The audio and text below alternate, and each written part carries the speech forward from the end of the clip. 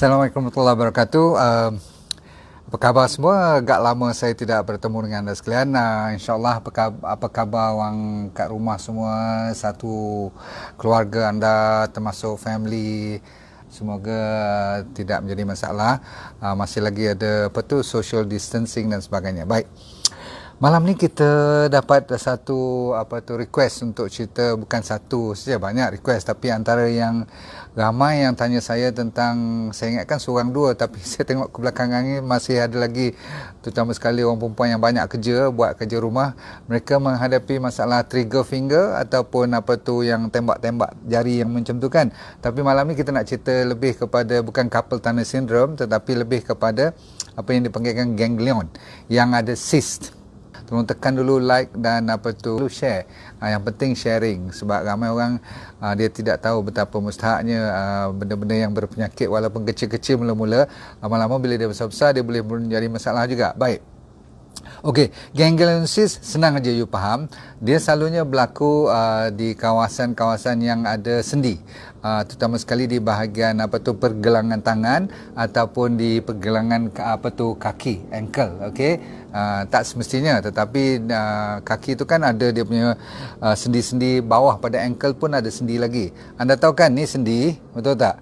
Ni sendi pergelangan tangan, tapi di ujung-ujung ni bahagian tengah-tengah ni pun ada dia punya connection dia, ada banyak tulang-tulang yang lebih kecil yang bekerjasama untuk menggerakkan jari, tangan dan sendi kita ni, faham tak? Okey, sama juga kat kaki, boleh bayangkan dia apa yang saya cerita kat tangan ni boleh berlaku kat kaki. Baik, siapa yang pernah kena?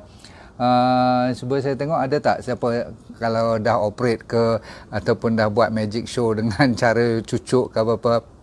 So berapa kerap dan berapa ramai orang kena ni, tidak ada statistik yang fix, tapi kata secara ratanya setiap 1/3 daripada kita ada masalah ganglion cyst. Okey, kalau tak masa muda, masa dewasa, dia kadang-kadang boleh ditinggalkan atau dibiarkan saja tanpa kita buat apa-apa pun. Okey, baik. Jadi bila joint sendi, okey, dia panggil kapsul dia punya sarung dia. Jadi antara joint ke joint tu ada kan dia punya orang panggil synovial joint dia tu ada synovial fluid. Synovial fluid tu nama je, you tak payah ingat. Tapi bayangkan ada macam cecair kat tengah tu yang menjadi cushion. Okey, kalau kita selalu pakai kawasan tu, okey, contohnya kerja-kerja yang repetitif. Jadi kerja yang berulang kali kita lakukan boleh menyebabkan tempat tu sama ada terjadinya inflamasi ataupun mungkin you pernah accident dulu, you pernah jatuh, lepas tu you buat kerja lagi kawasan yang sama. Selalunya kerja tempat yang sama. Contoh, kalau saya hammer, saya pakai tukul, faham tak? Ataupun saya hammer, keep on repeating, kita hammer the nail. So, kalau you pakai tu, you hammer selalu, hari-hari kerja tu tukang-tukang kayu ataupun tukang rumah ni berhati-hati. Kalau you dah mula rasa ada timbul antara joint tu, bila dia selalu sangat kena macam tu, dia jadi macam orang panggil ada radangan, maka dia boleh timbul macam balon tu, dia keluar kat situ, dia timbul mula kecil, lepas tu dia boleh besar, dia boleh naik macam tu. You bayangkan, ni saya besarkan cerita lah, tapi dia boleh berlaku kat sini. Untuk anda yang rasa macam ada air kat situ, macam balon, faham tu? Okey, dan balon tu kadang-kadang dia boleh jadi tebal dan ketat, antara 1 hingga 2 dan sebesar 5 cm pun ada. Okey, faham? Dan cyst ni boleh berlaku kat dahi, betul tak? Boleh berlaku kat itu cyst, kat breast, kat ovary, itu cyst. Okey. Tapi yang saya maksudkan sini, di antara sendi kecil-kecil ni, dia naik macam cendawan tu, dia timbul, dia jadi bulat macam tu. Okey, jadi dia nampak macam tak elok lah kadang-kadang. Tapi bukan soal tak elok, ramai kita boleh bawa dengan bengkak bulat-bulat macam tu. Okey, tapi timbul-timbul macam tu. Tapi yang tak tahan apa dia, bila dia sakit, bila rasa semut-semut, bisa dia rasa macam terbakar jari tu, rasa macam pedih sangat tu, yang tu sampai tidur malam pun tak boleh, makan ubat painkiller pula tu. Apa lagi yang berlaku apabila joint ni selalu sangat bertembung antara satu sama lain. Apa cara-cara yang saya kata boleh kena tadi, orang yang buat kerja berulang kali, tetapi ramai daripada kita yang pakai handphone.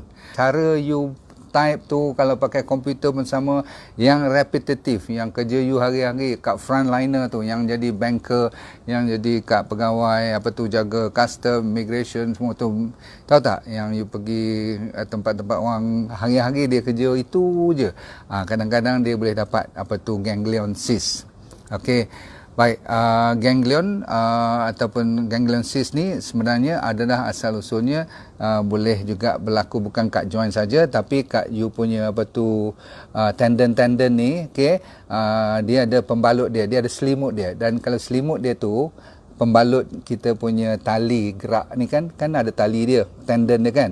Contoh kalau saya tekan ni kan, tekan ni mesti dia gerak juga sikit, faham tak? Cuba you buat sendiri, tekan, ada tak sikit-sikit? Tak adalah sampai macam tu, tak, dia sikit je, okey. Tergantunglah, kalau dah berumur ni kurang sikit, kalau budak-budak muda tekan dia turun betul, okey. Itu tendon tu kalau dah mula kering ataupun dah mula tak ada pelincirnya lagi, dia jadi keras. Bila keras jadi dia punya tendon tak boleh sorong masuk dan sorong keluar, maka dia jadilah sakit tu. Setengah orang kan ada trigger finger yang macam tu. Lepas tu kena tolak sikit, tek, baru dia boleh lepas. Lepas tu dia datang balik, tek, macam tu kan. Lepas tu tek, balik macam tu. Okay. Kalau tak sakit tak apa. Kalau sakit nak pakai button pun tak boleh kan. Nak pakai butang baju pun tak boleh kan. Okay, baik. Ada satu lagi cara orang boleh kena ni. Kalau you gosok baju, cara yang sama tak tukar dia punya position, always like this. Okey, dan kita dalam satu posture yang tidak menukar ataupun bertukar wajah. Selalu begitu je pun boleh jadi masalah. Satu lagi selain pada membasuh, orang yang menjahit. Kan menjahit tu kadang-kadang cara dia pakai jari dia mengait, yang mengait lah kan. Orang yang suka fishing, tahu tak fishing? Tunggu ikan tak datang-datang tu. Habis tangan tu dah mula macam tu selalu. Nampak? Dah mula macam tu selalu. Okey. Dia tunggu berjam-jam. Kalau ikan datang, dia lupa sakit dia. Bila ikan tak datang, dia lagi sakit. Itu contoh-contoh. Tapi saya ingatkan anak-anak muda daripada kecil yang dah mula ramai sangat dah main WhatsApp ni, be very careful with you punya ni, jari-jari ni. Dia boleh jadi cyst nanti bila terlalu overuse. Sekarang kita cerita apa cara yang kita boleh buat. Bila kita pergi jumpa doktor, kalau dah sakit, dah bisa, dan doktor selalunya tengok kalau bengkak tu selalunya obvious. Obvious tu maksudnya dah ketara sangat. Tak payah kelang kabut lah. Kita picit pun kita boleh rasa macam ada cecair dalam tu. Kadang-kadang dia boleh bergerak, kadang-kadang dia tak boleh bergerak lagi dah. Maklumlah dia dah keluar. Joint tu, okay, kat bawah tu, tempat keluarnya daripada asal tu, selalunya doktor kalau serius sangat, sakit sangat, dah dia buat injection mula-mula dulu, dia bagi sedikit steroid ataupun dia tarik keluar dulu aspirate you punya fluid tu. Kalau dah keluar, dia dah kecut, dia bagi steroid sikit, diharapkan benda tu lenyap. Okey. Itu cara kalau pergi hospital. Kalau you tak baik juga 2-3 kali, dia injek lagi sekali tak baik, kali ketiga dia kata mai lah, kita potong je. So dia potong dia punya tangkal dia tu, lepas tu dia buang lah. Diharapkan tak mai lagi dah. Okey, faham tu. Tapi ramai orang kat rumah ni, kampung-kampung, kalau atuk-atuk kita dulu, dia ambil jarum je, dia cucuk tu, dia tekan tu, dia bagi keluar fluid tu. Jangan keluar darah cukup, sebab kalau keluar darah tu berarti you dah cucuk tempat yang salah. Tapi saya tak galakkan you cucuk sendiri, takut nanti ada infection dan sebagainya. Okey. Tapi nak tahu tak satu cara yang saya cerita tadi, dia ambil buku, orang-orang kampung ni, bukan buku lah, kampung tak pakai buku pun, benda-benda yang agak keras ni, dia pukul sekali macam tu je. Dia buat macam geram tu, benda tu boleh pecah. Pun masih ada orang buat macam tu. Tapi malam ni ada tak beberapa cara lain yang saya boleh share dengan you? Boleh?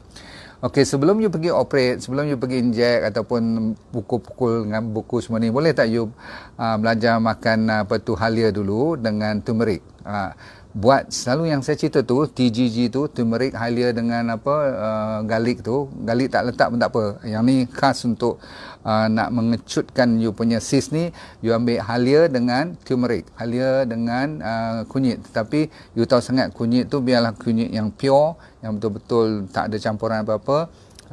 Kunyit tu lebih kurang 500 mg sehari, ginger tu lebih kurang 1000 mg. Saya ulang, turmeric ataupun kunyit tu kalau ada kapsul ambil yang 500 mg per day, dan ginger tu 1000 mg per day sehari. Banyak tu cukup.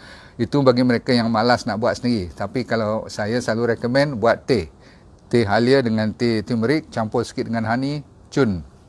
Masuklah serai lah, pandan ke, silakan. Okay, jangan risau, ambil je, amalkan ni. Sebab yang ni adalah anti-inflammatory. Walaupun you dah mula ada radangan, inflamasi, dia boleh menyejukkan keadaan. Nombor 3, you boleh pakai apa tu, tuam. Tahu tuam? Ambil apa tu, tuala yang panas, maksudnya gendam dalam air panas ke, biar boleh you tahan sikit, lepas tu you demah dia. Faham demah kan? You tekan dia, lepas tu biar sampai hilang you punya rasa, sampai panas sudah habis, dah suam-suam, you try lagi sekali. Buatlah 4-5 kali sehari. Ada orang dengan cara macam ni saja dia dah boleh kecutkan. Kenapa? Apabila benda tu, kawasan tu dipanaskan, jadi blood flow tu cantik, maka dia boleh renggang sedikit, maka you punya balon tu boleh susut balik. Faham? Lepas tu anda boleh pakai apple cider vinegar. Sama ada sapu sedikit, tak ada masalah, walaupun dia agak-agak apa tu, orang kata kasar juga kan apple cider vinegar ni. You kalau nak minum, you mesti kena cairkan ataupun larutkan dalam air sekurang-kurangnya 1 gelas. Belajar minum apple cider vinegar. Kalau nak sapu ni, kalau nak bagi lekat sikit, you campur dengan baking soda. Tahu baking soda kan? So sodium bicarbonate ni you campur sikit dengan apple cider vinegar, bagi buat paste dia, you sapu kat kawasan yang bengkak tu ataupun yang mengelembung tu. Faham?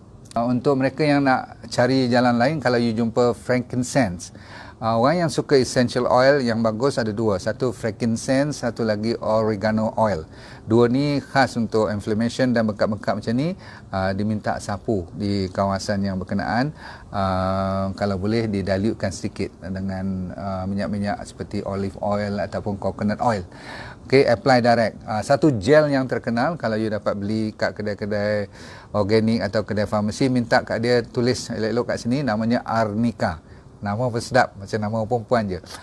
ARNICA. Arnica ni maksudnya satu jenis gel yang diperbuat daripada herba ni, bagus untuk juga tujuan yang sama. Kadang-kadang kita tak serasi dengan apa tu kunyit, tapi kita serasi dengan apa tu Arnica ni.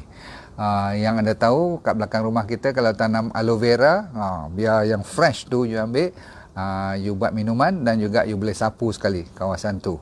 Next, kalau siapa pernah dengar Epsom salt, garam Epsom ni selalunya orang buat untuk basuh badan lah, untuk mandi ataupun untuk kaki kan, untuk rendam kaki. Tapi Epsom salt ni juga boleh kalau you campur. Sebab apa, dalam Epsom salt tu ada ini dinamakan magnesium.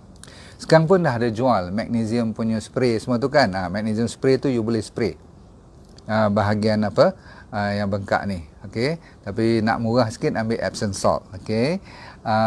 Satu lagi, kalau masih kecil tak sakit lagi, sebelum dia membesar ataupun sampai menekan apa saraf kat situ, dia yang sebenarnya sakit sebab bila dia menekan saraf. Kalau tak tekan saraf, besar sampai 4 cm pun tak rasa apa lagi kan. Tapi ada orang menggalakkan kita makan pineapple, apa tu, nenas. Nenas dalamnya ada bromelain kan. Bromelain tu menyebabkan kita kurang rasa apa tu, bengkak, sakit, kadang-kadang sampai merah-merah pun ada juga. Okey, so bromelain tu digalakkan, ataupun nenas lah, senang cerita kan. Ada satu cerita yang pelik sikit. Saya tengok kes ni, saya tak pernah buat, tapi orang kata letak pencil eraser. Saya nak kena study apa dalam pensel punya apa tu pemadam, apa tu pensel ni kan, apa tu pemadam eraser getah tu. Getah tu katanya ambil yang lepis sikit, you potong dia bagi nipis, you letak atas tempat bengkak tu, cover dia, lepas tu you balut dengan bandage ke dengan kain kat rumah ke, biar dia orang kata tekan sikit kawasan yang bengkak tu, tengok apa jadi. Setengah orang dengan pencil eraser je boleh melegakan. Mungkin dalam getah tu kot ada sesuatu kan. Yang saya tahu, bagi mereka yang pandai refleksologi dan pandai massage, boleh dibenarkan buat tu. Kalau tahu sendiri, buat sendiri. Tapi pendekkan cerita, dia konsepnya ialah meningkatkan peredaran darah. Semoga dia boleh resolve sendiri. Dia boleh kecut sendiri. Maklumlah, body kita yang bagi naik benda tu. Tapi bukan body kita yang buat. Kita yang merosakkan kawasan joint tu terlalu lama. Dia tak akan berlaku dalam setahun dua. Bila kita dah buat kerja tu berbelas-belas tahun, kadang-kadang dia naik benda tu. Okay? Setengah orang main badminton pun boleh kena benda ni. Jangan melawak. Main tenis, okay? Main golf pun boleh juga. Okay? So, massage boleh. Satu lagi, black tea bag. Teh tu, teh yang bukan teh yang cerah tu, ambil teh yang gelap. Katanya black tea boleh kita gunakan bila kita dah rendam dia dalam air panas. Dah habis tu sedikit dia punya rendaman tu dah agak sederhana, dia punya jangan tunggu sampai habis kala dia masuk dalam air. Masa dia tengah gelap tu, you ambil yang basah punya bag tu, you letak atas you punya bengkak ni pun boleh. Cara rumah kita boleh buat. Tak semuanya serasi. Ada sebahagian anda mendapat manfaat. Ada setengah anda buat apa pun kadang-kadang sampai kena pergi injection jugalah kan. Kena tarik keluar dia punya fluid. Itu pun tak ada serius sangat. So jangan risau. Dia cuma kita fed up kalau dia sakit sangat, kalau sampai tak boleh tidur kan. Memang tak boleh kerja pun. Bisanya kalau orang yang pernah kena ni tahu sangat-sangat lah kan. Sakit ni walaupun satu jari ataupun satu joint, dia boleh rasa satu badan. Dia punya tak seronoknya kan. Okey, cara lagi sebelum you nak operate apa ni, boleh tak you betulkan keadaan kenapa dia berlaku dulu. Ini yang paling bijak sebenarnya. Kalau you dengar cerita saya ni, you dah tahu, aku kerja aku memang hari-hari begitu-begitunya, position tangan aku ataupun begitu-begitu. Kalau buat komputer tu always like that all the time. So dia boleh naik timbul kat sini kan, dia timbul naik bengkak macam tu. Yang tu you kena betulkan. Sebab tu cara pertama ialah cuba lawan balik. Orang kata kuatkan muscle yang you tinggalkan. Kalau buat macam tu selalu, kadang-kadang yang ni dah orang kata dia bagi muka lah, sebab tuan dia nak buat kat situ macam tu selalu. So sekarang you kena belajar exercise buat tangan tu lawan daripada yang sama. Ataupun you pakai kasut yang selalu ketat sangat, sekarang you kena tukar kasut yang longgar, ataupun tali kasut yang mungkin you kena tukar lah. You tahu sangat yang ni memang menyakitkan, so you kena tukar, mungkin pakai sandal je. Supaya dia terbuka, dia jelas boleh bergerak dengan sendiri, tak ada ikatan apa-apa. Satu lagi, you boleh kuatkan muscle yang opposite ni. Jadikan exercise setiap hari. Sebab tu setengah orang pergi buat akupuncture pun. Akupuncture kan, pakai jarum tu supaya dia dapat meleraikan keadaan-keadaan yang ketat sebelah sini, supaya dia boleh longgarkan. Jadi kat sini pun boleh memainkan peranan masing-masing. Saya cuma nasihatkan jangan pergi operate dahulu kalau boleh. Okay? Kalau dah saya kata sampai berbulan-bulan dah sakit tu, tak salah lah. Sebab operation ni pun simple aja. Okey, cukup dulu. Bagi mereka yang ada ganglionsis pada malam ini, saya harapkan you dapat sedikit manfaat. Dan kalau sudi, tekan share dengan kawan yang tak sempat tengok malam ni. Mungkin dia besok baru dia tengok. Maklumlah kan, tak semua orang boleh tunggu 20 minit, 30 minit lecture macam ni. Namun, kalau yang dah sakit, pastinya dia cari jawapan. So malam ni, hampir 10 lebih cara yang saya bagi. Saya ingin tutup dengan sikit satu lagi. Saya kata tadi, jangan lupa kepada pemakanan yang betul juga. Ada orang sampai buat kajian, orang yang suka makan benda-benda yang toksik seperti gula, kan saya cerita susu dan daging-daging yang tak organik semua tu kan, dia bahan-bahan toksik tu juga boleh menyebabkan himpitan peredaran darah, sehingga kan susah untuk joint ni berfungsi seperti biasa. So toxin is last story for tonight. Bahan-bahan yang toksik tolong kita elakkan ya. Terutama sekali kalau anda dekat kilang atau kerja dengan chemical ataupun asap yang selalu anda sedut, itu mungkin anda mungkin tak perasan tapi dia boleh pergi kat nerve dan joint kita. Satu daripada minyak yang boleh you minum ialah namanya omega 3 oil, iaitu sacha inchi oil. Terkenal sangat untuk menyelesaikan masalah. Kita dah ada kes-kes yang boleh menyelesaikan cyst, bukan takat ganglion cyst, tapi kita lebih handle fibroid, ovarian cyst, breast cyst ya. So sacha inchi oil is one of the best. So you boleh tanya admin kat mana nak dapatkan. Assalamualaikum warahmatullahi wabarakatuh. Bye. Terima kasih.